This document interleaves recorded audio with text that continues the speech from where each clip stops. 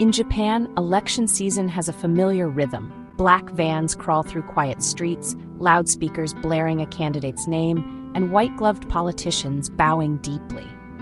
This scene is a hallmark of Japanese politics, rooted in decades of tradition. For generations, political power has been passed down through families, creating dynasties that seemed unbreakable. But now, a new sound is emerging, the voice of a younger generation. These young voters grew up with smartphones and social media, not just loudspeakers and neighborhood associations. They're questioning the old ways and demanding real representation. The political world, once dominated by a few families, feels increasingly out of touch to them. Their concerns about jobs, the future, and quality of life are growing louder. This energy is fueling a quiet revolt against the established order. On one side, the old political machine, built on loyalty and long-standing relationships. On the other, a digitally connected movement of young voters, focused on policies, not family names. The gap between these worlds is widening, setting the stage for a major shift. We'll explore how dynasties rose, why young people are frustrated, and how new candidates are shaking up the system. The old drumbeat of inherited power is being challenged by a new, dynamic rhythm. The entire nation is beginning to feel the change. Japan's political future is up for grabs. Japan's politics have long been a family affair, with seats in parliament often passed from parent to child. These dynasties, especially within the Liberal Democratic Party, have created a stable but rigid power structure. After World War II, powerful local families used their networks and wealth to build strong political bases. They passed not just their name, but entire organizations to their heirs, making it nearly impossible for outsiders to break in. Voters often feel a personal connection to these families, seeing them as trusted brands who can deliver benefits to their hometowns. This cycle of loyalty has kept dynasties in power for decades. Many prime ministers like Shinzo Abe and Fumio Kishida come from such backgrounds. The result, a political class that often seems more aristocratic than democratic. Leaders share similar backgrounds, making it hard for them to relate to ordinary citizens. The system favors inheritance over merit, reinforcing the status quo. Outsiders face steep barriers while dynastic politicians enjoy built-in advantages. This tradition has shaped Japan's leadership and its limitations, but cracks are starting to show. At the core of every political dynasty is the koenkai, a personal support group that's more like a political machine. Koenkai organize social events, help with personal favors, and build deep bonds between politicians and voters. When a politician retires, their koenkai is passed to their heir, giving them a ready-made network of loyal supporters. This handoff gives dynastic candidates a huge advantage over newcomers, who must build support from scratch. The koenkai system turns politics into a family business, focused on local favors rather than national policy. Members expect their politician to deliver tangible benefits, reinforcing personal loyalty over party or ideas. This keeps politics intensely local and resistant to change. For many young people, koenkai feel like exclusive, old-fashioned clubs. They see the system as a barrier to new ideas and leaders. The focus remains on maintaining relationships, not solving modern problems.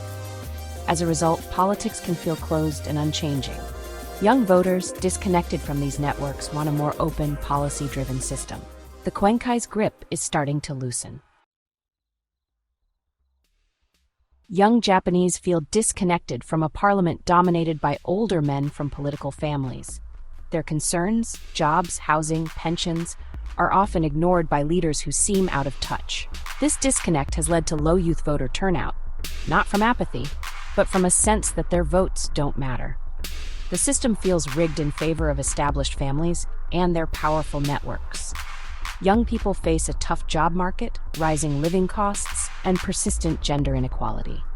These urgent issues are sidelined by the priorities of the older political class. Communication is another barrier. While dynastic politicians rely on local events, young people live online. They expect engagement on social media, transparency, and authenticity.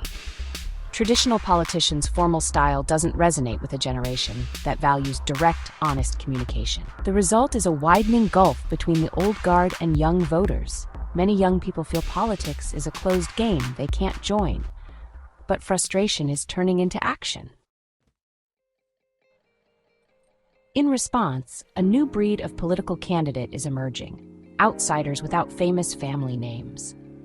These younger, diverse candidates are often former local officials, entrepreneurs, or activists. Lacking inherited networks, they build support from the ground up.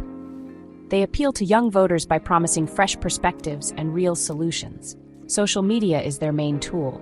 They post videos, host live Q&As, and share their daily lives. This direct approach makes them relatable and authentic. Their platforms focus on issues like affordable childcare, better working conditions, gender equality, and climate change. They position themselves as advocates for the future, not protectors of the past. Running without a dynasty's backing is tough. They struggle for funding and attention, but their underdog status inspires passionate volunteers and supporters. Grassroots organizing, both online and on the streets, is their strength. Voters see them as fighters against a powerful system. Their rise signals a real shift in Japanese politics.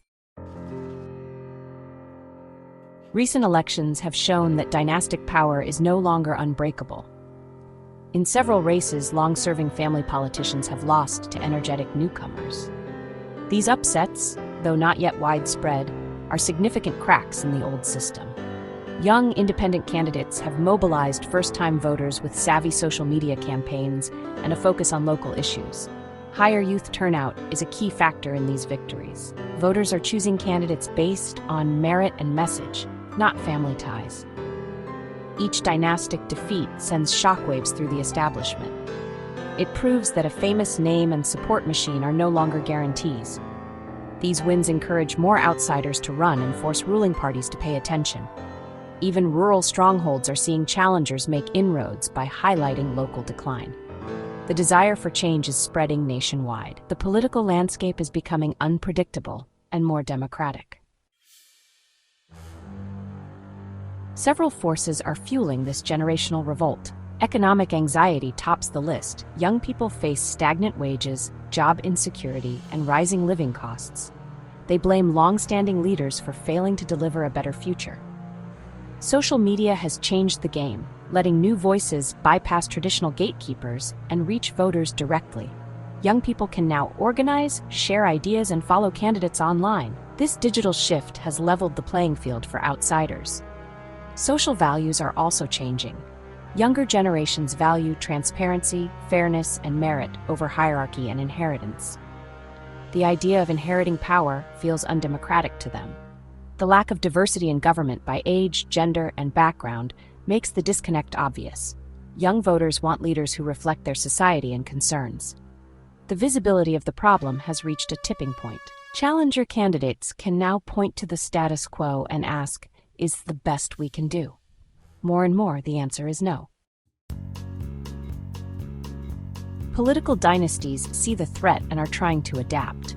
Some are embracing social media, posting curated content to appear modern and relatable. They're shifting their messaging, highlighting personal qualifications and policy ideas instead of just family legacy.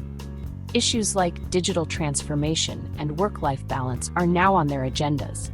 Kwenkai are being modernized with online platforms and youth-friendly events. The goal? Make old networks feel relevant to a new generation.